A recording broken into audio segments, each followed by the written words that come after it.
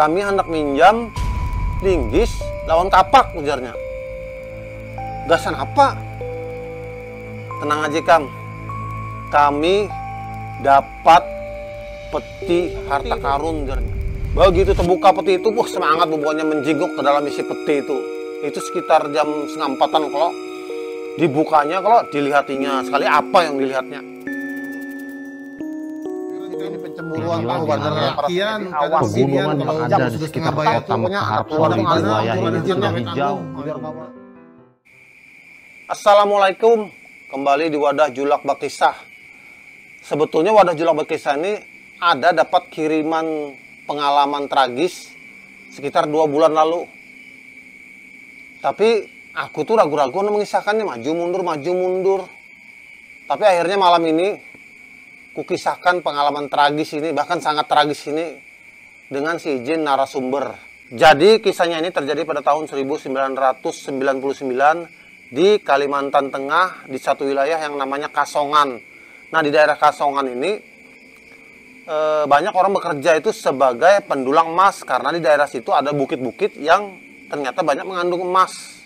Nah, narasumber kita ini sebut aja namanya Utuh. Utuh ini dari Kalimantan Selatan, tertarik anak 4 begawi di pendulangan emas ini.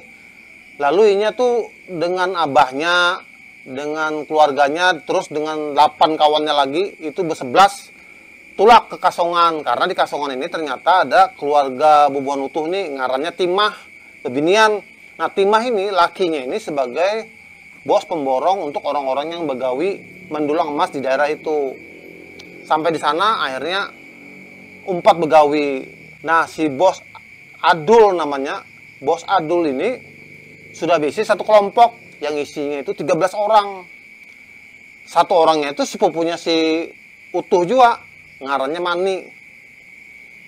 Jadi akhirnya mereka pada hari yang disepakati berangkat ke lokasi, naik pick up 2 biji. Berangkat ke sana, kada langsung ke lokasi, berjalan baptis lagi menuju pondok. Nah, di sana sudah ada pondok-pondok banyak dibangun orang sebagai tempat peristirahatan bubuan yang mendulang emas. Jadi kada turun laginya ke bawah ke kampung kok.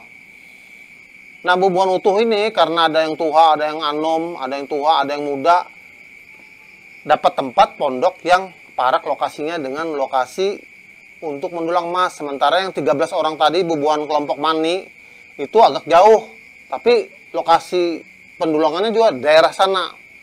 Jadi di satu wilayah ada 2 lokasi bubuannya mendulang emas. Sementara bos Adul ini habis mengantarkan balik lagi ke kampung. Nah, bos Adul ini menanggung biaya operasional kayak logistik sembako, habis itu kayak peralatan, terus bahan bakar. Itu hasilnya karena dibagi 3.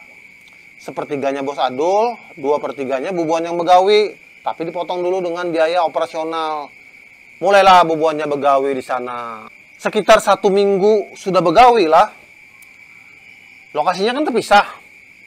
Nah, pada suatu hari 2 orang kawalnya Mani datang ke lokasi bubuan si Utuh ini begawi. Kenapa bubuan ikam kesini? Kami hendak minjam linggis lawan kapak, ujarnya. Gasan apa? Tenang aja, Kang. Kami dapat peti harta karun, ujarnya.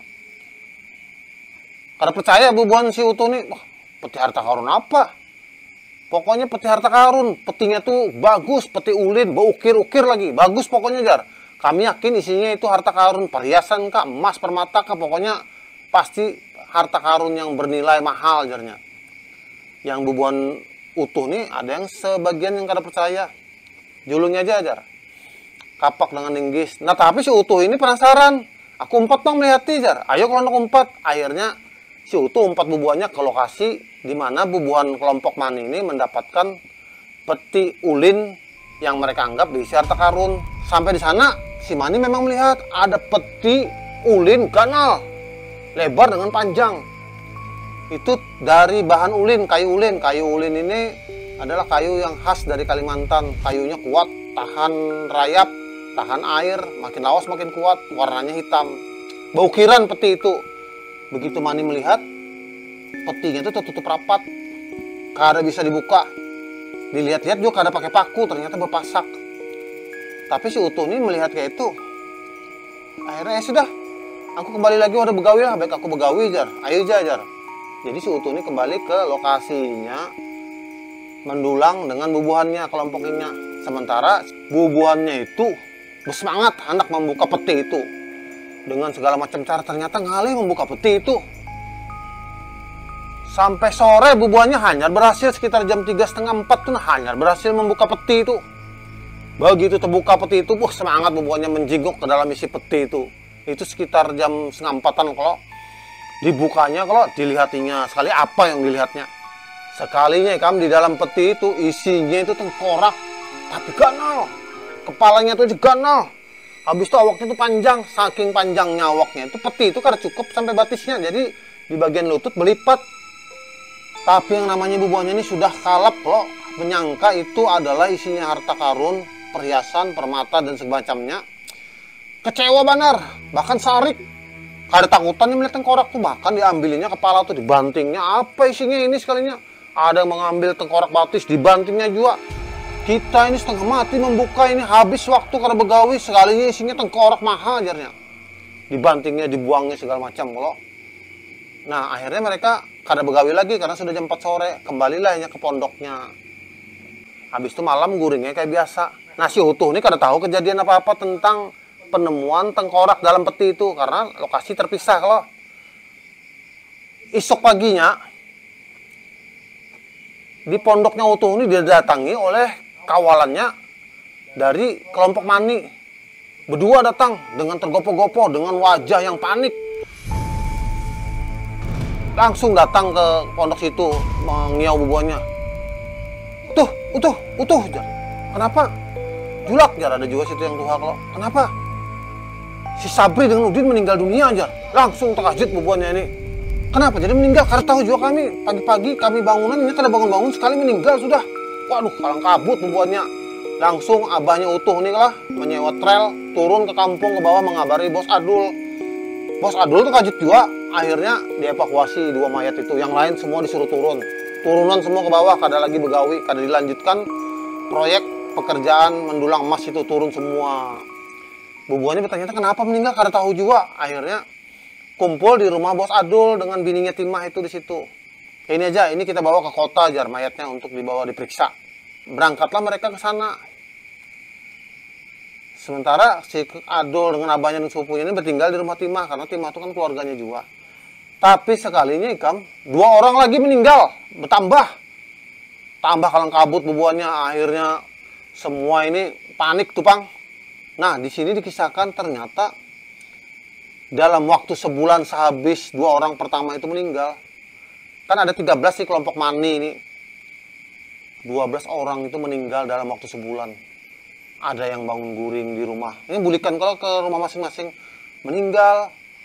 Ada yang lagi apa. Pokoknya rata-rata meninggal tanpa sebab. Hanya kayak meriang-meriang meninggal. Tapi si Mani, sepupunya Utuh ini masih hidup karena ini langsung dibawa berobat ke hulu. Dibawa ke rumah kepala suku Dayak. Nah ini diobati di sana segala macam pokoknya. Dirajah di segala oleh kepala suku Dayak. Alhamdulillah si Mani ini selamat sampai ini hidup. Si Din sudah jadi kai Mani, Tuha sudah. Sementara yang 12 orang ini ya meninggal tuh Bang tanpa sebab. Aku tanya lagi ke narasumber kenapa meninggalnya, karena apa? Karena ada karena apa-apa.